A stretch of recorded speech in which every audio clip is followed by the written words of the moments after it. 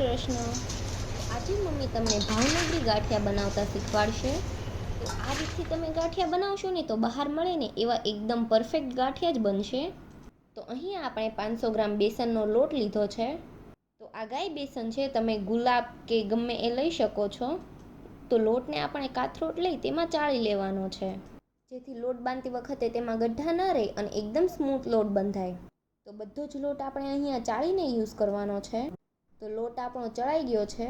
તો લોટમાં આપણે 1 ચમચી અજમા નાખવાના છે. તો અહીંયા આપણે 1 ટીસ્પૂન અજમા લીધા છે અને આપણે નોર્મલ સ્પૂનથી મેઝરમેન્ટ કરું તો 1.5 ચમચી જેટલા થાય છે. તો અહીંયા અમારી સ્પૂન થોડી મોટી છે એટલે તમારી થોડી નાની સ્પૂન હશે તો પરફેક્ટ 1 ચમચી જેટલા થશે. તો અજમાને આપણે હાથથી ચોળીને નાખીશું. અને અહીંયા 1 ચમચી મરીનો પાવડર લેવાનો છે. આખા મરી હોય ને તેને ખાંડીને લેવા. તો અહીં આપણે આ રીતનું મેઝરમેન્ટ લેવાનું છે: 500 ગ્રામ લોટ, 1 ચમચી મરી અને 1 ચમચી અજમા. તો લોટમાં આપણે મરી અને અજમા સારી રીતે મિક્સ કરી લેવાના છે.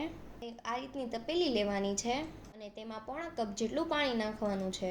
તો પાણી અહીંયા નોર્મલ જ લીધું છે, કંઈ ઠંડુ કે ગરમ નથી. અને તેમાં 1/4 કપ જેટલું આપણે તેલ ઉમેરવાનું છે અને તેમાં 1 ચમચી આપણે મીઠું નાખવાનું છે.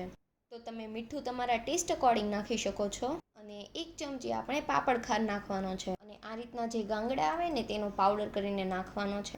અને એકદમ પોચો જ હોય છે, તો આ રીતના 1 ચમચી ભરી લેવાનો છે અને તે ઉમેરી દેવાનું છે. આ પરફેક્ટ માપ જ તમારે રાખવાનું છે. તો હવે બ્લેન્ડર લઈ તેને આપણે સરસ મિક્સ કરી લેવાનું છે. તો આ રીતનું એકદમ ફીનવાળું અને ઘાટું થઈ જશે. તો તમારે આ રીતનું પાણી થઈ જવું જોઈએ, તો જ તમારા ગાંઠિયા પરફેક્ટ બનશે. તો આ પાણીને આપણે લોટમાં નાખતા જઈ તેનો કડક એવો લોટ બાંધી લેવાનો છે. તો બધું જ પાણી યુઝ કરી લેવાનું અને જેટલો કડક થાય એટલો લોટ બાંધવાનો. તો આપણો લોટ બંધાઈને તૈયાર થઈ ગયો છે.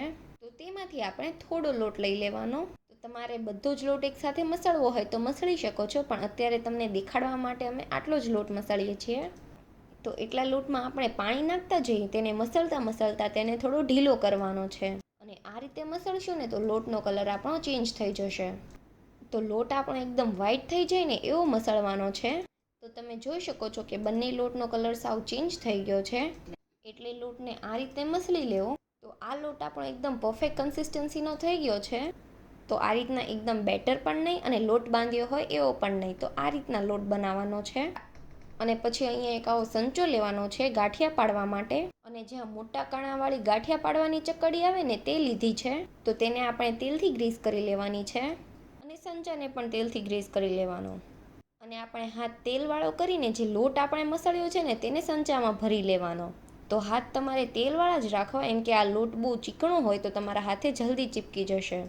તો તેલવાળા હાથ કરીને ભરશો ને તો લોટ તમારો હાથમાં બિલકુલ નહીં ચોંટે. અને આ રીતે લોટ સંચામાં ભરીને તેને પેક કરી દેવો. તો અહીંયા આપણે તેલને ગરમ કરવા મૂકી દીધું હતું. તો તેલ આપણું પરફેક્ટ ગરમ થઈ ગયું છે. તો તેલ આપણું ગરમ થઈ જાય ને એટલે ગેસની ફ્લેમ આપણે સ્લો કરી દેવાની. અને તમે તેલમાં લોટ નાખો અને તરત જ ઉપર આવી જાય ને એ રીતે તેલ ગરમ કરી લેવાનું. તો આપણે જે રીતે સેવ પાડતા હોઈએ ને એ રીતે જ ગાંઠિયા પાડવાના છે. પણ અહીંયા આપણે અડધો જ આટો ફેરવવાનો છે, આખો આટો નથી ફેરવવાનો. તો અહીંયા આપણે અડધા આટા જેટલા જ ગાંઠિયા પાડવાના છે. તો આટલા પાડશો ને તો જ પરફેક્ટ બનશે, આખા પાડશો ને તો પરફેક્ટ નહીં બને. તો અહીં આખો રાઉન્ડ નથી કર્યો, પોણા જેટલો રાઉન્ડ કર્યો છે. તો તમે જોઈ શકો છો ગાંઠિયા એકદમ સફેદ જ રહે છે. અને ગાંઠિયા પડી જાય ને એટલે તરત જ આપણે ગેસની ફ્લેમ ફાસ્ટ કરી દેવાની. અને ફાસ્ટ ફ્લેમ પર જ આપણે ગાંઠિયાને તળવાના છે. અને ગાંઠિયામાં આટી હોય ને તેને આ રીતે ઝારાથી ખોલી નાખવાની છે. એટલે ગાંઠિયા આપણા અલગ અલગ એક એક બનશે. અને ગાંઠિયાને ફ્રાય થતાં બહુ વાર નથી લાગતી, ફટાફટ જ તળાઈ જશે. તો તમે જોઈ શકો છો ગાંઠિયા આપણા સફેદ જ રહ્યા છે, બિલકુલ લાલ કે એવા નથી થયા. તો આ ગાંઠિયા આપણા તળાઈ ગયા છે. તો હવે તેને બહાર લઈ લેવાના છે. અને બીજા ગાંઠિયા પણ આપણે ફરીથી તે રીતે જ પાડી લેવાના છે. અને તમારી પાસે જારો હોય તો તમે તેનાથી પણ ગાંઠિયા પાડી શકો છો. અને આ રીતે સંચાથી પાડશો ને તો બહુ જ ઇઝી રહેશે. અને તમને ખ્યાલ ન આવતો હોય કે ગાંઠિયા તળાઈ ગયા છે કે નહીં, તો તમે તેને આ રીતે અડશો ને ત્યાં જ ભાંગી જશે. તો આ રીતે જ પરફેક્ટ તળાઈ જશે.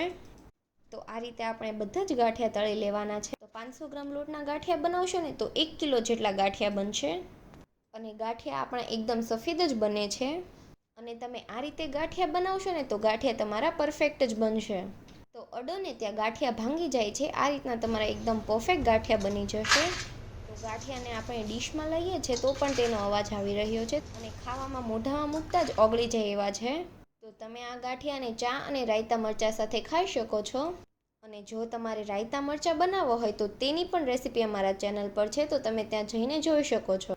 તો આ ગાંઠિયાને તમે 1 મહિના સુધી એરટાઈટ ડબ્બામાં રાખશો ને તો પણ કાંઈ નહીં થાય. તો એકવાર બનાવીને ગાંઠિયાને તમે 1 મહિના સુધી એન્જોય કરી શકો છો. તો બહારથી ગાંઠિયા ન લાવવા હોય તો આ સાતમ આઠમ પર આ રીતે જ ગાંઠિયા બનાવજો. અને જો તમને આ ગાંઠિયાની રેસીપી ગમી હોય તો વિડીયોને લાઇક કરજો, શેર કરજો અને અમારી ચેનલને સબસ્ક્રાઈબ કરી દેજો.